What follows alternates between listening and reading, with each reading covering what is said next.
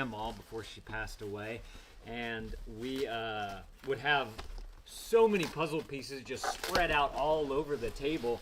It would have been nice to have had something like this to really be able to see everything all in one space without it taking up the entire table. So we've got a little bit of tape right here. As you can see on the bottom right here, I think y'all can see, it's got this orange circle thing.